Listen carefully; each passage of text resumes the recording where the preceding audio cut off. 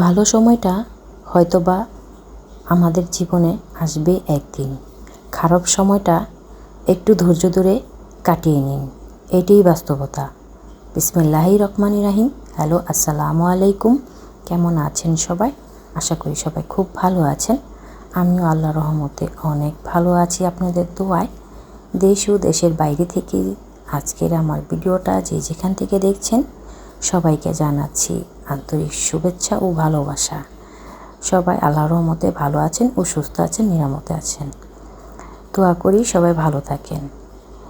এই তো আজকে ভিডিওটা শুরু করেছি সকাল থেকেই, নাস্তা বানানো থেকে শুরু করেছি। দেখছেন আমার মেয়ে পেঁয়াজ কাটছে, কিন্তু মেয়ে কিন্তু এই প্রথম পেঁয়াজ কাটছে। কোনোদিন পেঁয়াজ কাটা শিখেনি কিংবা জানেও না। একটু একটু মেয়ে যখন বড় হচ্ছে, কাজ করাই না করলে তো হবে না। মেয়ে তো কাজ না করলে হবে না। দেখা গেছে এখন কিন্তু বাড়িতে সদস্য বেশি, কাজও বেশি, কিন্তু কাজের মানুষ ছাড়াই কিন্তু একাই কাজ করতে হয় সমস্ত কাজ। শাশুড়ি মা যেহেতু অসুস্থ, একেবারেই অসুস্থ, বিছানায় পড়া যেটা বলে, বিছানায় পড়া থাকলে মানুষ কীরকম থাকে এটা অনেকেই জানেন। যাই হোক, তেমন কিছুই করতে পারে না, সব কিছু নিয়ে তাকেই দিতে হয় সব কিছু সামনে। তারপরে এখন মেয়েকে বলছি, মা তুমি একটু বড় হয়েছো, এখন আমার সাথে একটু কাজ করো। আমি তো আর একা একা এত পারি না করতে। মাঝে মাঝে একা অনেক কাজ করতে করতে কিন্তু অসুস্থ হয়ে যাই।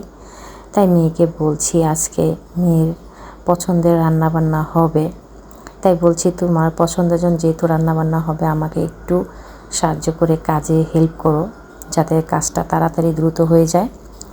এই তো দেখলেন, নাস্তাও বানালাম, রুটি বানালাম, খেয়ে নিয়েছি অফ ক্যামেরায়। তারপর যেহেতু মেয়ের পছন্দ মতো রান্নাবান্না করবো, একটু সময় লাগবে, মেয়েকে বলছি তুমি পেঁয়াজটা ছিলে দাও, আমি সাইজ মতো কেটে নেব না। এদিকে আমি মুরগির মাংসটা একটু ম্যারিনেট করে রেখে দিয়েছিলাম।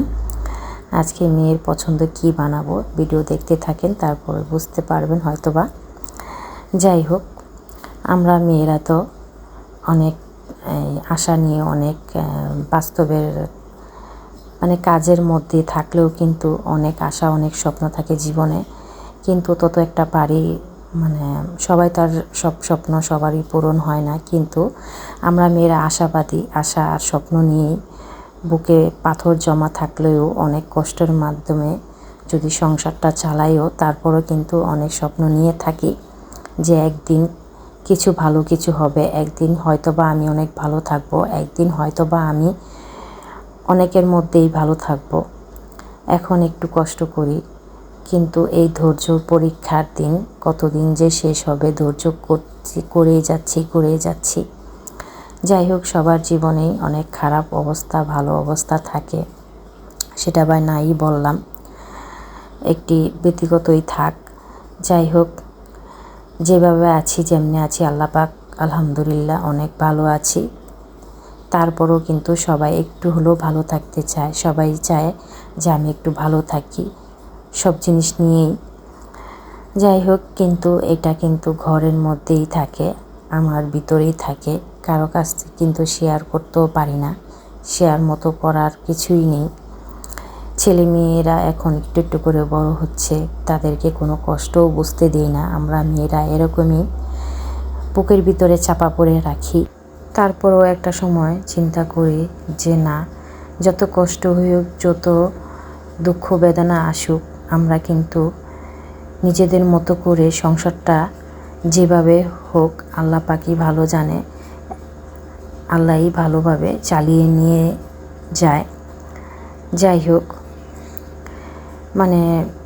কি কথা বলতে নিয়েছি, হাজব্যান্ডের একটু সমস্যা চলছে বাইরের দেশে। একটা জিনিস চিন্তা করবেন যে ঘরের কর্তা যদি একটু সমস্যায় থাকে, আমরা গৃহিণীরা কিন্তু ভালো থাকি না, মন ভালো থাকে না, রান্নাবান্নাও করতে ভালো লাগে না, খেতেও ভালো লাগে না, কিন্তু কিছু করার নেই।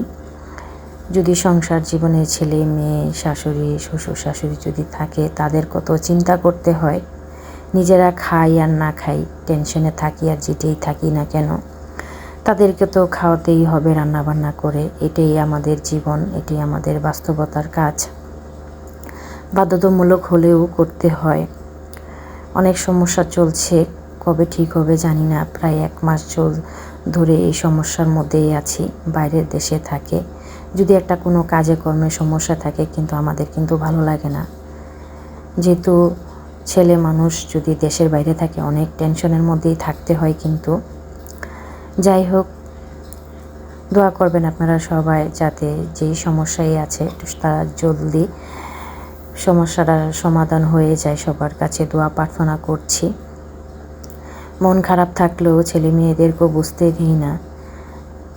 যাক, ওরা ছোট মানুষ, ওরা তো আর এত কিছু বুঝবে না।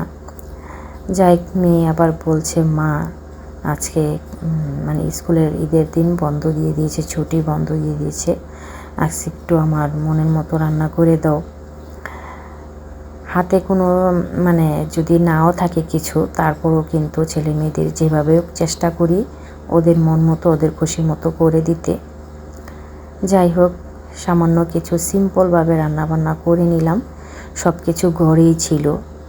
সব কিছু ঘরে থাকলে কিন্তু একটা সময় দেখা গেছে ছেলে মেয়েদের আবদারও পূরণ করা যায়।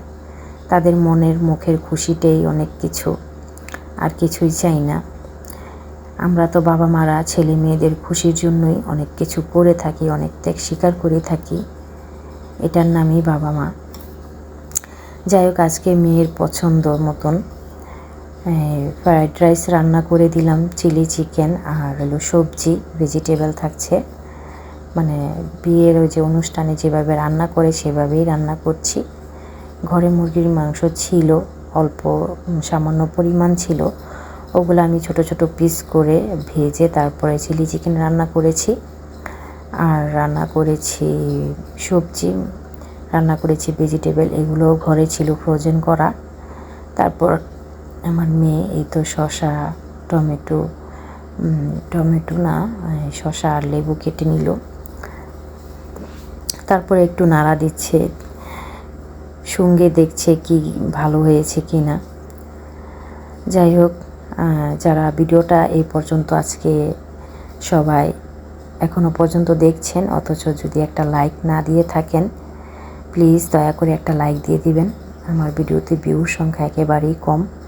আপনারা যদি একটা লাইক, একটা কমেন্ট করেন, আমার ভিডিও দিতে আগ্রহ বাড়ে, একটু উৎসাহিত হব, অনুপ্রাণিত হব। প্লিজ একটা লাইক ও একটা কমেন্ট করে যাবেন ভিডিও রিলেটেড। আর যদি ভিডিও দেখতে দেখতে কোনো অংশ ভালো লেগে যায়, কথা বা কাজ, অবশ্যই আমার চ্যানেলটা সাবস্ক্রাইব করে আমার পরিবারের পাশে থেকে যাবেন। পাশে থাকা বেল আইকনটি ক্লিক করে রাখবেন যাতে নতুন ভিডিও দেওয়ার পরে আপনাদের কাছে নোটিফিকেশন চলে যায়। যাই হোক, আর যারা অলরেডি এই কাজটা করেছেন তাদেরকে তো অসংখ্য অসংখ্য ধন্যবাদ।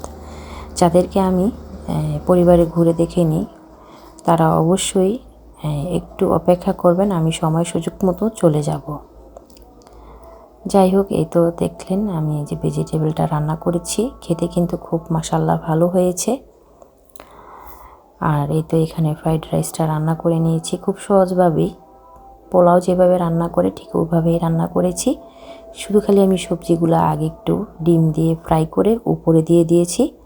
খেতে কিন্তু ভালো হয়েছে, খুব চটজল দিয়ে রান্না করা হয়েছে। কেমন হয়েছে আমার রান্নাবান্না সবাই একটু কমেন্টে জানাবেন।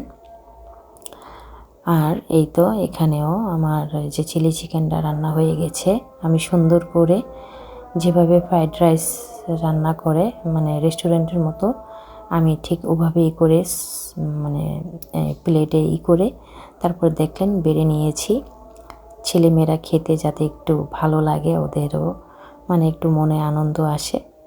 মনে আনন্দ আর দুঃখ না থাকলেও কিন্তু ছেলে মেয়েদেরও বুঝতে দিই না। যাই হোক, আমরা এরকমই মায়েরা। এই জন্য ভিডিও শুরুতে বলেছিলাম যে হয়তো বা একদিন আমারও ভালো সময় আসবে।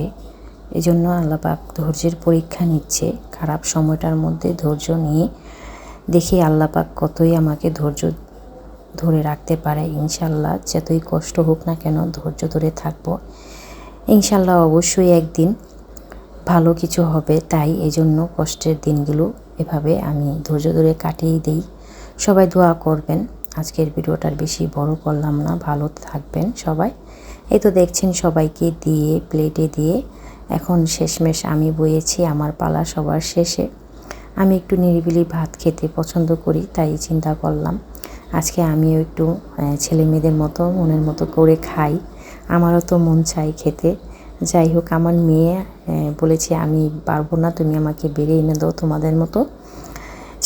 মেয়ে আমাকে এভাবে বেড়ে এনে দিয়েছে, তারপরে আমি খাচ্ছি। যাই হোক, খেতে হবে, বাঁচতে হবে, এটাই আমাদের জীবন। সবাই ভালো থাকবেন। আল্লাহ হাফেজ। আসসালামু আলাইকুম।